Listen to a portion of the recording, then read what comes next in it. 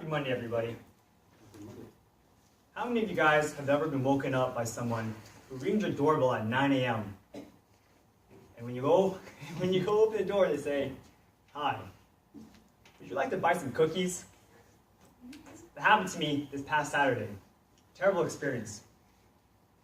Think about it. How often do people come to your house and try to sell you things, but only for you to decide, "I don't want this. I don't like this person.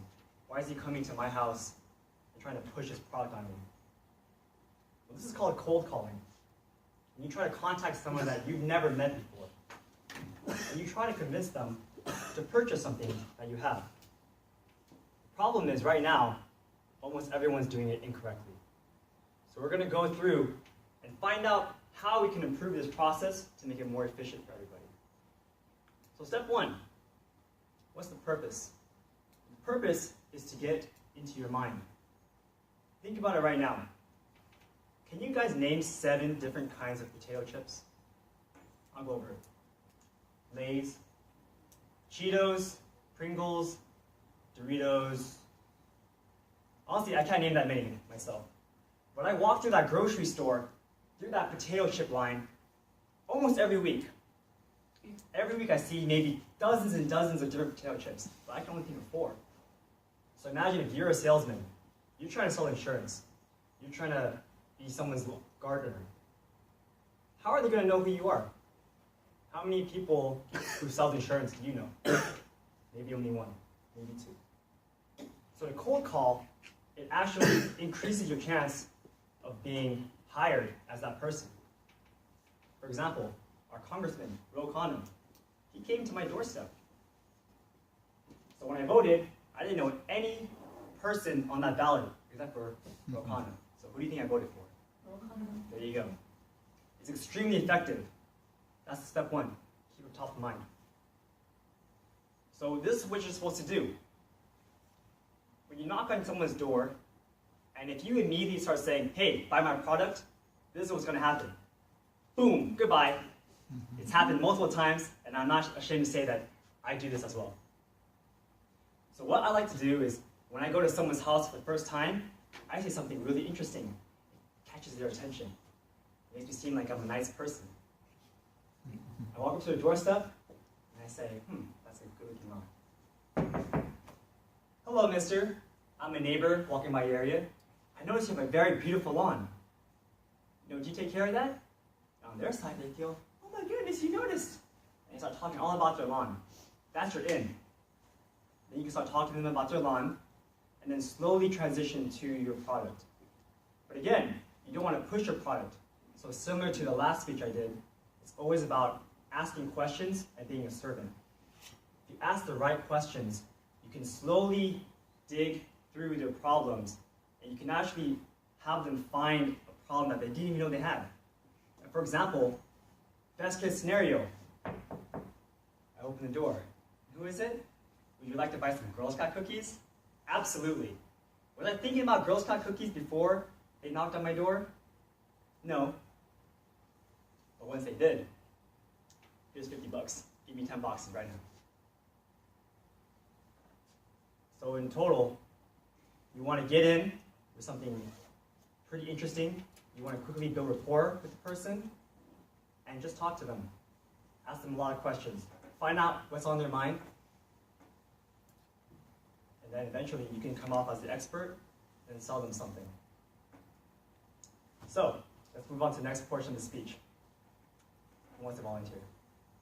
Don't be scared. It's going to be fun. Let's go, Mitch. Thank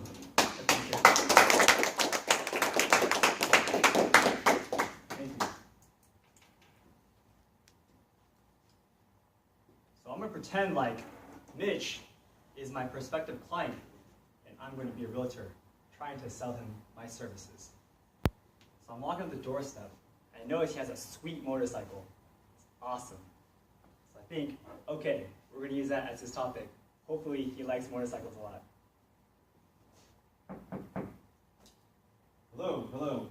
What do you need? Hi there. My name is Sean Pan. I'm a neighbor. I just moved from down the street. What's your name? Mitchell. My name is Mitchell. Mitchell, nice to meet you. I noticed your bicycle outside. It's really nice. Do you ride a lot? It's been raining a lot lately, and it's very dangerous. But yeah, if I get a chance, I do. Cool. So how long have you had that bike for? It's fairly new. I haven't paid it yet. You haven't paid it yet. Yeah, it's like 2 years. I think. 2 years is a good number. So why did you decide to get that bicycle? It's the one that I can afford. I wanted a better model, but I don't have much funds for the one that I want. That will do. Okay. It's a good bike. No problem. So how long have you been living in the neighborhood? About 5 years. Moving from Texas. Texas. Yeah. What part of Texas? Houston. Houston. I have a friend that lives in Houston. He likes it a lot. So what made you move from Houston to the Bay Area? People, I guess, friendlier. Friendly? Like you. Yeah, we're friendly. How did you know they were friendly before you moved from Houston? Houston people are friendly, so anywhere else is friendlier. That's an interesting fact. Okay. So if you were to move, where would you move to next? I don't know yet. I really like it here. You really like it here. You've been living in the same house for 5 years? Or have you Yes. moved around from different cities? Same, 5 years. Same. Same house. Okay. So, if you were to move, who would you call to help you move? I have a couple of buddies. They always show up when I have parties. I'm not sure if they would show up if I asked them to help me move, but I'm going to call them. Okay, fantastic. So, how do you meet those friends? Oh, Toastmasters?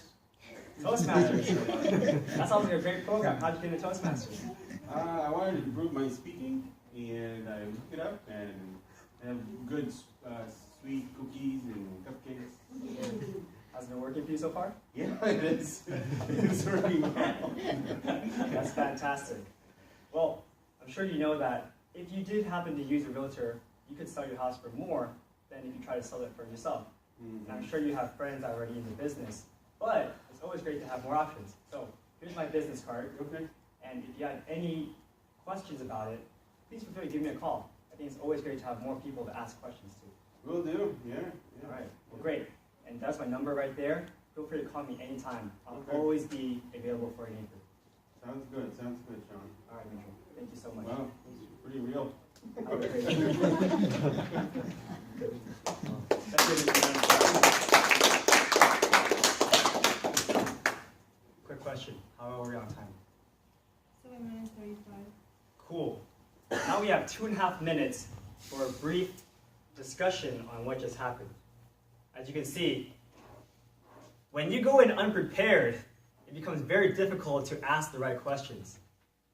But sometimes you can recover by making stuff up. Obviously, you want to be as prepared as possible. So, are there any questions or opinions on what we just saw? Yes, Anna Maria. Do you really have a cousin in a different state or a friend? I'm sorry? The friend part where you said my friend from another state. It says Is that His girlfriend. real? Oh, okay, so it's real. I was wondering if that was made up or like in the moment. that's real. It's I real. haven't been to Houston yet, but it's real.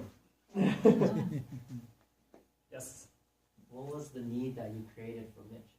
That's a great question, sir. To be honest, he stumped me. So I had to think of this all on the fly. And I didn't really know where I was going. My mind isn't that sharp. But that just shows how important it is to have a script. Because if you go in with a set questions and a set script, it usually works out better than if you wing it. I forgot to mention, most salesmen, they wing it, like what I just did. And you can see how effective the performance was. Yes, sir. At the good side, though, I really like it. If there was real salesmen talking to me, I was a salesman for a while. You were not pushing.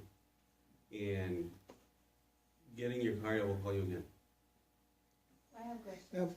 You think sometimes like it's a long conversation, some people will be interested, something when you keep asking some people that, oh, why that person is asking so much, right? That's You right. think they will indulge in your conversation, keep asking, okay, a lot of things, where you lived before, what were you doing, and all that. So what's You think interesting is interested? I've actually done this real time with my roommate before, and most people, I'm sure you feel it yourself, but when you open the door and someone's talking to you and they're nice, it's really awkward for you to shut the door in their face. If you kind of like the person, you don't want to be rude to them, you don't know who they are. So as long as you're nice, they'll continue to talk to you. I only had one guy who said, sorry, I have to eat my lunch, you know. Yeah, so that's what maybe they Yeah. can, they won't be rude or they won't shut the door on you, but they can say, make an excuse to just end the conversation, oh, I'm in a rush or I'm doing something. and That's all right. that. Oh, it's possible. So one more thing, like I didn't feel what way you are different, better salesman than others in the market. Like that message Okay, didn't so the come. difference is, imagine right now, Right. I open the door, usually it's a kid, a teenager, and they say, hey, will you want to buy my magazine subscription so I can get a trip to the Bahamas? I say, I don't know you, I don't care for magazine subscriptions, no thank you, and then I close the door. So that's someone who came up to me and immediately tried to push their product in my face. They didn't try to build any rapport, so I don't really care about this kid. No, but towards the end, why should I call you back? I can enter Google and call somebody else. Oh, you absolutely could. Yeah, but why? I didn't feel that I should be calling you back. Well, you see that I talked to Mitch for a little bit, so now he already knows my face. He knows who I am and he has my card. So when you go on Google, Yeah. you're gonna see 100 names. Who are you gonna pick? It's really difficult. Like right now, we had a photographer, and we spent days looking for a photographer. No, but Yeah, Google it's gives different. you rating also. Like there's the people and there are Yelp rating and all that, right? That's right. So you should have something to tell about yourself, right? That's right. Yes, you're right. Like you are highly rated or better, whatever, right? Right. Yeah. If I was highly rated, I would definitely tell Mitch I'm highly rated. But I think he already built a rapport with him, that can help That also can help. because- Yeah, rapport. But So what it was is it's top of mind. So now at least he knows my name. I'm like slotted in his brain. it puts a face in a human Yeah. person. Yeah, that part is. Right. That's, What kind of services were you selling door to door? oh, I was trying to tell him to hire my services as a realtor. Okay. Yes, You can hire him. you can hire me in the house. Actually, real talk. My dad's a professional buyer's agent. He's doing this for 25 plus years. So the past couple of weekends, I'll just tag along and see what he does. Cold calling is the entire concept of cold calling door to door is kind of like dying out in this day and age. Isn't that weird? It sounds like it, but it's still the most effective way to do it. Yeah, talking to top realtors, they door to door. It's amazing. All right, well, we're out of time. Thank you so much.